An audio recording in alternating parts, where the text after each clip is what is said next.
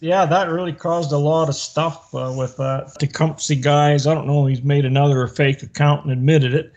The other thing is that is a rover. I mean, we have looked and looked and looked, and I compared it to another photo. It's twin photo. Yeah, that's a rover there. That's not a strut down at the bottom, because the struts don't go that low. They're only this high. This is right at the bottom of the pad, and you can see the tires. The other two are broken right off of the thing. Yeah. Yeah. And all the stuff is still hanging there. You know, when Scott shows all those ropes and crap hanging off of there, well, you can see it right there. That triangle thing that's hanging with those ropes dangling on there. And these guys are still saying it's a strut. Well, there's no strut down there. No, there isn't. The struts are broken right off. Yeah, they're broken clean off. Yeah, it's extraordinary looking at it. There doesn't appear to be any space within that quadrant where the rover could be stored. It looks full. It looks as though it's got stuff in it. Well, the actual quadrant where the rover is stored, where the legs come out, that's where the fuel tanks are. Yeah. So the wedge quadrant, that's quadrant 1 on that side where the rover wedges into, you actually don't see it in that photograph. It's not visible. However, people are saying, oh, well, we've watched videos of the rover being deployed. Well, one of them is 1 hour and 20 minutes long. Take the rover down, and the other document says it's about 20 minutes to bring the rover down, and that includes loading all of the equipment on it. Yeah, it's interesting. And then if you look at the video of the rover being deployed, it's in the shade, the one that they show. Yeah, but they forgot. See, this is what this guy said. And I says, yeah, the reason why that rover's laying there and all broken is because they forgot to clean it up. That's why it's still there. Exactly. It's interesting there are no film. There's no evidence of them actually creating the rover, putting all the equipment onto it, which would take a while. But when it opens up, they have to mechanically hook up the steering. Then they have to put the camera mounts in and mount the camera.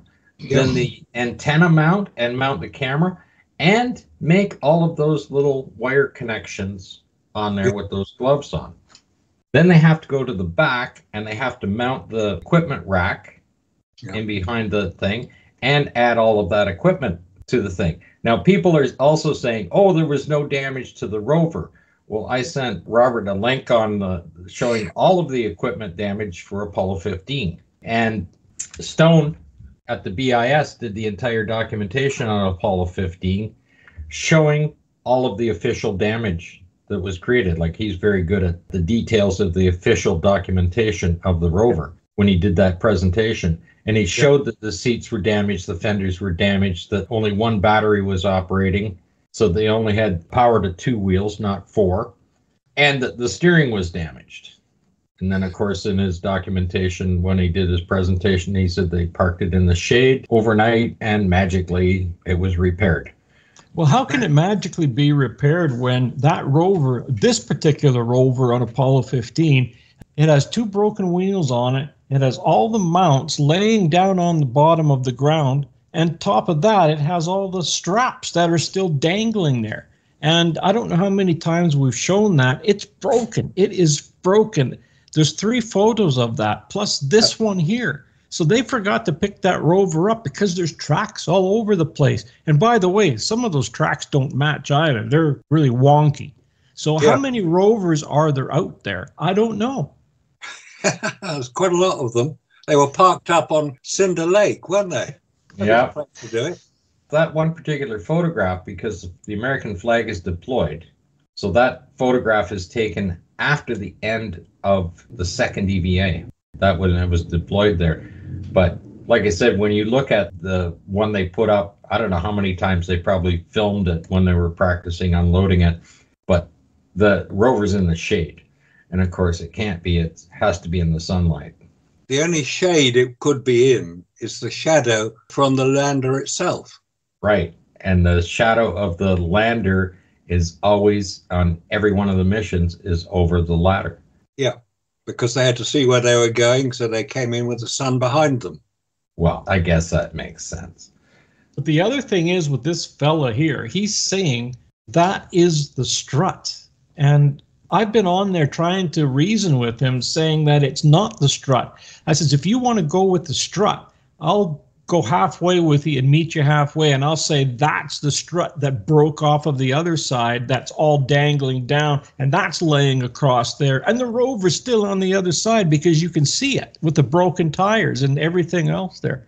You can see the round rims. You could see the round rims. You could see the little pegs that go up when it folds to hold it in place. You could see it all. It's all there. It was a political event, Apollo. It wasn't anything to do with science. It wasn't anything to do with exploration, because it never went anywhere. They just stayed here. That's the problem, because what's going to happen is now that they try to do things the right way, if they follow the plan of Apollo, they're going to get somebody killed. Yes. Because they were never there. No, they were never there. They'd never been to the moon, so they didn't know the conditions. There's a report in the current issue of Spaceflight, got that this morning. Was it Starship in Space? It was all about Musk and what he's doing. But they're also looking at some of the new research, and they're saying they've been using the Glenn Research Center. Now, that's the vacuum chamber, I would imagine. They're saying they're using vibration testing, they're using heat testing, but they don't mention vacuum very much. But obviously, the vacuum was what the Glenn Research Center was built for, but nobody's used it. Now they're beginning to find out that vacuum has a major impact. We found a document on the windows alone. I have the other original windows for the LEM, with them showing that the triangular windows only had one seal on them and the other was a micrometer thing on the outside. This is a completely different document. Oh, by the way, talking of that, have you seen the latest one from Phase 52012? Takes aim at each of us individually. It was sent to me by somebody who said, what do you think of this? And I said, not a lot. Standard reply. It was posted about 2 or 3 days ago. He's got 2 more up already. He put one up yesterday, he put one up today, and he put one up. He's been going every day. It's called A Log Entry, Critique of Apollo, featuring Marcus Allen, Scott Henderson, and Robert Williams. He sure doesn't like us very much at all. Doesn't like us at all. And he went after Stray Dog, too. He made a video especially for Stray Dog. He's got a lot of time on his hands, hasn't he? Except he won't use his face. I mean, we use our face. Look, here it is. And the names on the channel, we use our real names, we use our real faces. But these guys don't. What's so difficult about using your real name, guys? Come on, can't be that difficult. Put it up there. Let's hear what you've got to say, but do it for real. Otherwise, you're just considered to be part of the clowns in America. Well, there's the first part about a hoax. That teacher, he's talking to his grade 6 students on how to source out what's real and what's fake. And he said the first thing you have to do is stop and find the source of the material that's being accessed. And he's talking about, in particular, the moon hoax. Well, if he looks at our material, our source is NASA. We use NASA documents. We use dispute between their documents, how they've updated them to cover up all of the errors that they've made. And then we have professionals to analyze the photographs, the documents, and we have PhD guys that can sit out there and tell us all about vacuum. The reasoning he gives why not to look at our material, he needs to use his own reasoning so that he can look at our material, because it's going to direct it directly to us. I mean, that's what you've always done, isn't it, Scott? You've always used NASA's own material. You've drawn conclusions from it. The basic material comes from NASA, from their website. Well, the conclusions are self-evident. Well, yeah, obviously. That's what's called logical thinking. Well, yeah, and when NASA has to keep updating and updating and updating to cover all of the errors that they've made. Well, what it is the window itself that they have designed, between the 2 layers, it has multiple layers of seals. And then between the glass, there are sensors, pressure sensors. So when the glass is being squished in and out between the 2 layers, it will sound an alarm before it breaks. Now, that particular window is only seen in this documentation. It's never in any of the photographs. But when you go back and look at the 1962 3 and 4 versions of the Houston vacuum chambers, the one where the window was actually blown out when they were putting it in the chamber, the hull actually cracked. So then they put two-way valves in it, pressure relief valves. If the pressure differential was too great, when they're pulling the vacuum down, it would let pressure out of the machine. And when they were putting atmosphere back into the chamber before they released it, the two-way valves would allow the air to go back into the vehicle as it's being pressurized to stop the differential. Well, these windows have little sensors in them. As the windows move in and out, it has a little sensor in there to show the pressure. And it actually showed the pressure side of the glass. Well, if it's only 5 psi, like everybody said, why would they need to do that if the differential is only 5 psi? But apparently the vacuum that they were working with actually has more pressure. Yeah, it would. Because a glass window would be able to handle that 5 psi. Yeah, quite easily. But when they have to put sensors on it, when they actually have damage to it, when they're pulling the vacuum down, that the windows actually blow out, that it cracks the hull.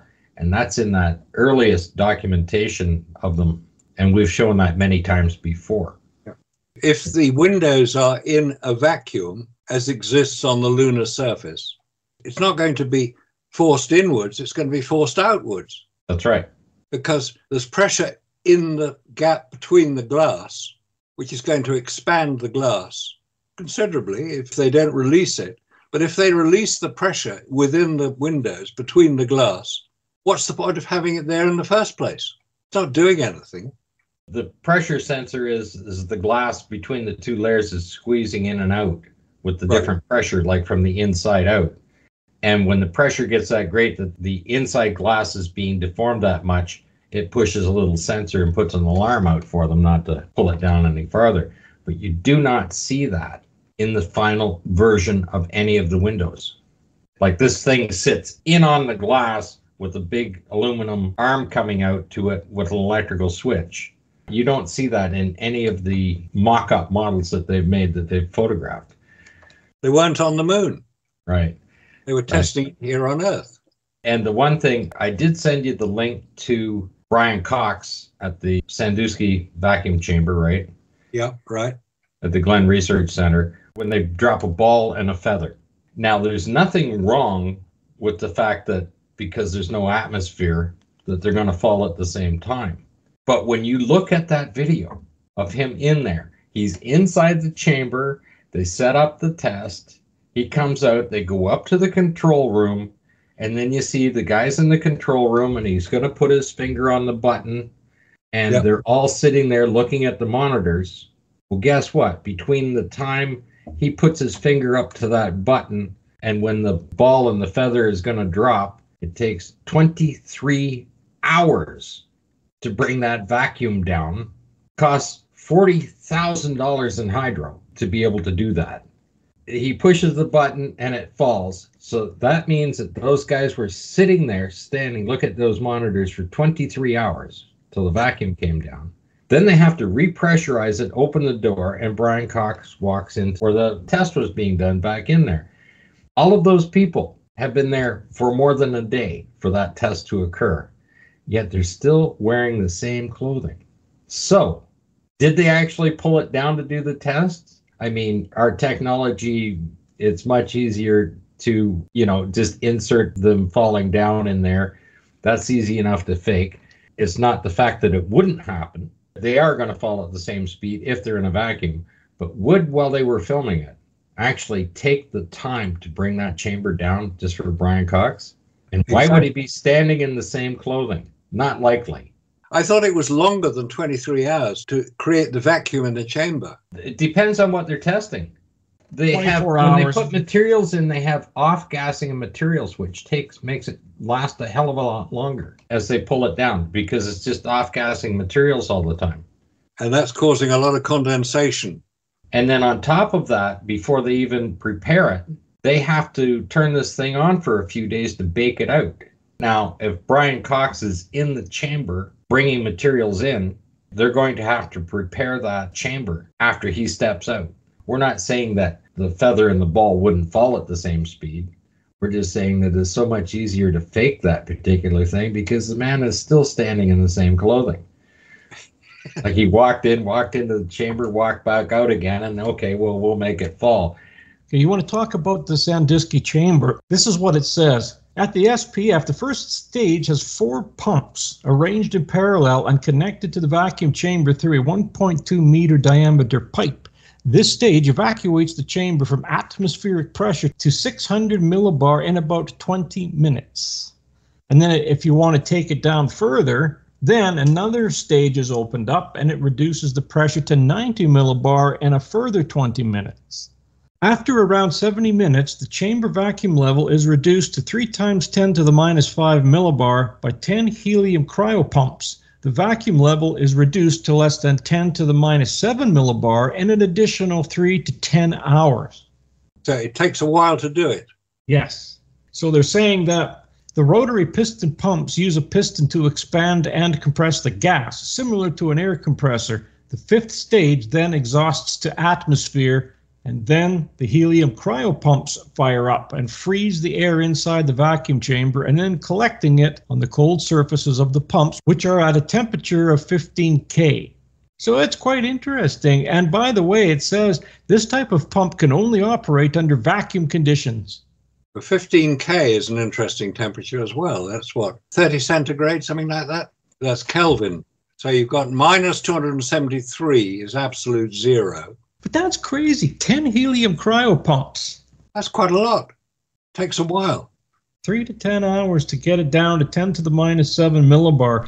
And it's funny how phase 52012 states that, oh, the photo that we showed is from a pan. So he gets all the pictures and he gets them all up there and he shows the whole pan as it's going across. And sure enough, there it is. You know, there's the LEM with the broken rover laying down there. And then he keeps going and he keeps going. Oh, wait a minute. There's a rover there and there's tracks all over the place. And look, all the equipment is set up. So if the rover's here, how can it be broken and sitting over there?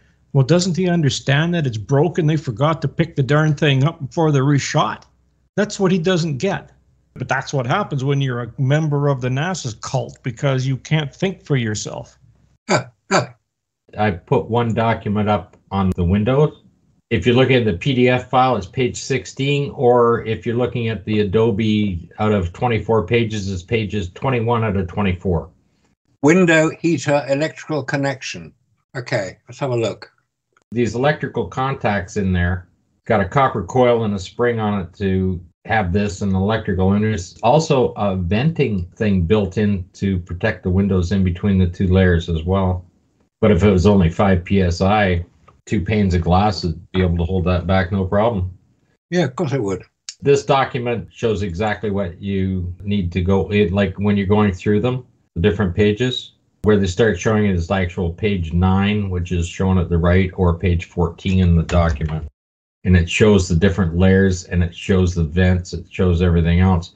And it shows which side the pressure is on between the 2 layers of glass. But like as you scroll down through there, then they show these connections on there to these sensors that are built in on these little tabs.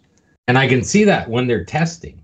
They put this thing in a vacuum chamber, and all of a sudden you have a major blowout.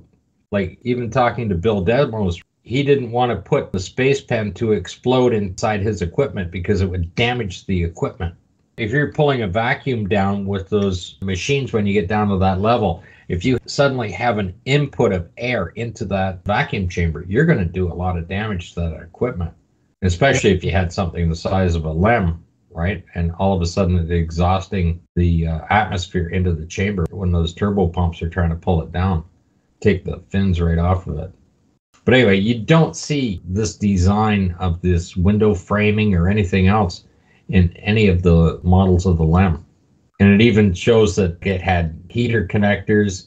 The triangular windows only had 1 seal on it, not 2. The outer part of the window is just a micrometeor shielding on it. I mean, they went to a lot of work. Oh, yeah, they did. Well, they obviously knew there was going to be a problem, so they had to work out what to do about it. I'm on page 11, and it said the maximum pane was capable of 30,000 psi. And it says the stress level experienced during thermal shock was approximately 20,000 psi. Well, where are they getting this 20,000 psi from if vacuum doesn't have a force? Exactly. But the vacuum has a force with respect to the atmosphere. Yes, one is within the other and then times the surface area, right? This document's July 1973. Yeah. So this is all after the Apollo landing. All after. Yeah. And they were trying to design these seals and the window glass to withstand that much on there. And that's why they had those sensors in there. If that glass starts to bend too far, it's going to put an alarm off. And they would need to have that inside of a vacuum chamber because they could have quite the explosion. It's a hell of a lot of force. You got to transfer that amount of force into the surface area of the chamber itself. And that's why Sandusky little chambers, the walls are 10 feet thick. People just don't understand that. It's only holding back one atmosphere. 14.7 psi is all that chamber's holding back. And the walls have to be 10 feet thick. Well, why don't they just put an Apollo-era spacesuit in there and we would be done with all of this because it would explode and we could all go home? They should be practicing daily in there if there's only a difference of 14.7 psi. They put an airlock on the Sandusky chamber and all the astronauts can go in there and practice every day. 25, 30 of them in there. And that way they don't have to pull it down all the time. They don't have to open up that big door. That's only for the big equipment. Just put an airlock in and then people go in and the vacuum chamber is down at that level all the time.